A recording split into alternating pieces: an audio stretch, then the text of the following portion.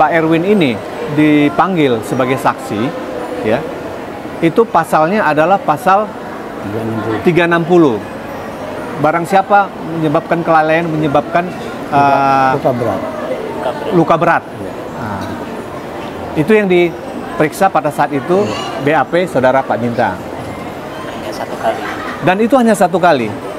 Kemudian ketika korban ini meninggal, ya, langsung ditingkatkan menjadi tersangka pasal 359 dan 360.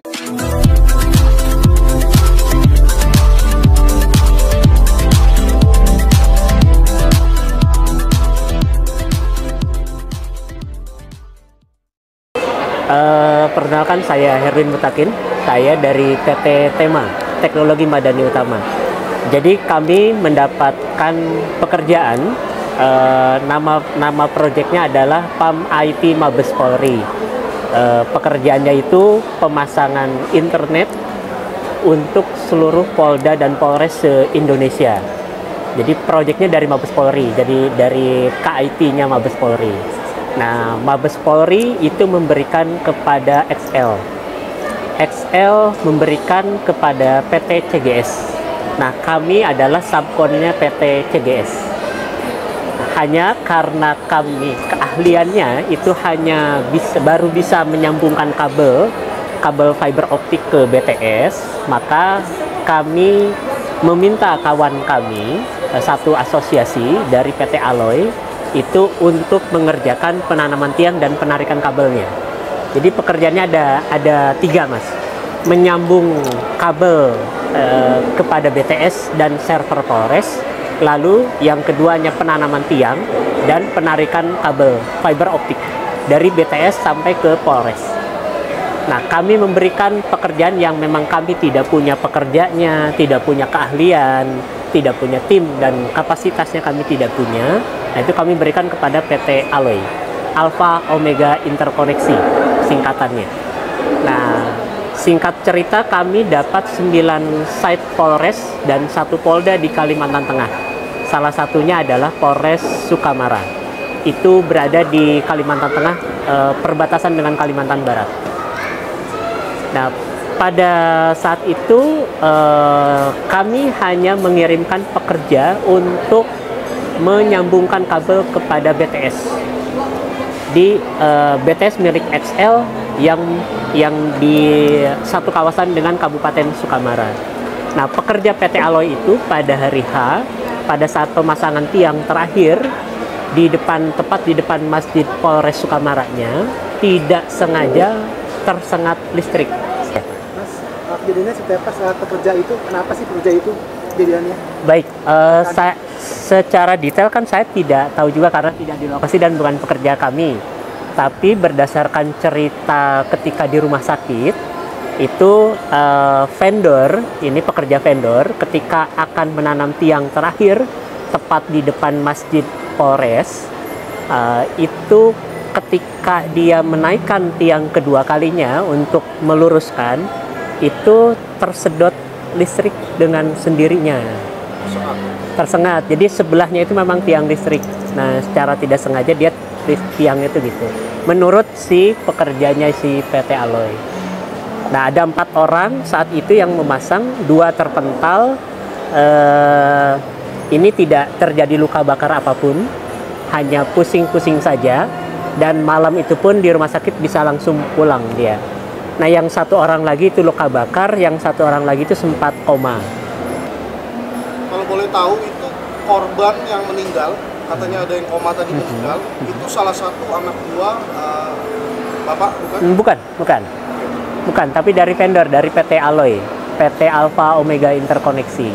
Jadi yang merekrut itu adalah mereka, yang mengirimkan ke sana adalah mereka, bukan saya. Kenapa kok dihubunginnya masak itu, Mas? Erwin dihubungin? Nah, saya tidak tahu.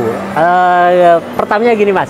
Jadi ketika terjadi kecelakaan, si perusahaan itu tidak bisa dihubungi sama sekali.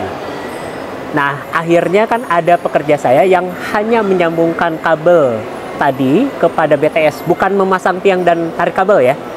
Hanya menyambungkan kabel yang sudah ditarik oleh tim Alpha Omega kepada rak BTS. Nah itu menelpon saya, Pak ini pekerja alloy kena listrik. Saya tanya, sudah ditangani atau belum? Ini sudah dibawa oleh polisi, mau dibawa ke rumah sakit. Oh ya sudah, bawa saja ke rumah sakit, nanti saya nyusul, saya bilang. Nah, saat itu juga saya kontak kantor, tolong hubungin perusahaannya. Nah ternyata slow respon, tidak merespon juga Mas. Nah saya segera bergegas ke rumah sakit. Saat itu dokter yang menangani di UGD itu, dia berkata, Pak maaf, Bapak keluarganya bukan, Bapak perusahaannya bukan. Lalu Bapak siapa? Saya yang memberi pekerjaan kepada perusahaan mereka. Nah, Bapak ini harus penanganan sesegera mungkin dan harus ada persetujuan baik dari keluarga ataupun siapa yang bisa bertanggung jawab secara administrasi. Nah, setelah saya berdiskusi sejenak sudah untuk memastikan apakah perusahaannya sudah bisa dikontak atau belum. Nah, ternyata belum. Akhirnya saya atas dasar kemanusiaan, saya bilang kepada dokter sini saya tanda tanganin atas dasar kemanusiaan. Saya tanganin, tolong tangani dengan sebaik mungkin. Begitu. Kami dari PH dari Pak Bintang, saya Ristan Simbolon, Pak Hendra. Jadi melihat kasus ini yang di Sukamara, sebenarnya ada beberapa poin, ada kejanggalannya, sehingga dijadikan tersangka. Selama Pak Erwin ini dipanggil sebagai saksi, ya, itu pasalnya adalah pasal 360. Barang siapa menyebabkan kelalaian, menyebabkan luka berat. Nah, itu yang diperiksa pada saat itu BAP saudara Pak Bintang. Hanya satu kali. Dan itu hanya satu kali. Kemudian ketika korban ini meninggal, ya, langsung ditingkatkan menjadi tersangka pasal 359 dan 360. 359 ini barang siapa kelalaian menyebabkan kematian. Nah, yang sempat kami tanyakan juga kepada Polres, ini kenapa 359-nya belum diadakan pemeriksaan sebagai saksi? Ini kenapa langsung dikenakan pasal 359 dan 360 kepada Pak Erwin ini? Nah, ini yang seharusnya kan dia dijadikan saksi dulu untuk pasal 359. Nah, ini kan berbeda sebenarnya. Karena kematian itu juga kita, apa yang disebabkan? Apakah ada otopsi memang disebabkan kematian karena kelalaian tersebut? Kan gitu. Ini kan jarak waktunya 3 bulan. Kami juga belum tahu nih buktinya seperti apa. Kemudian setelah di Jawa nih Bang, enggak setelah di rumah gitu. Iya. Ketika tadi keterangan dari Pak Bintang ini kan setelah berapa hari dibawa ke Jawa, ya? Ke rumah sakit. Ke rumah sakit dulu. Setelah dirawat berapa hari, baru dibawa ke Jawa, dipulangkan. Nah, disitulah dirawat. Kita tidak tahu bagaimana sampai meninggalnya almarhum ini. Tidak mengurangi rasa hormat kami ya kepada keluarga korban. Nah, kemudian ada satu lagi yang kami tanyakan kepada Polres. Sampai sekarang kami SPDP. Ini pengakuan dari keluarga dan kami juga sebagai lawyer tidak pernah menerima SPDP, surat perintah dimulainya penyidikan dari Kepolisian Sukamara hingga hari ini.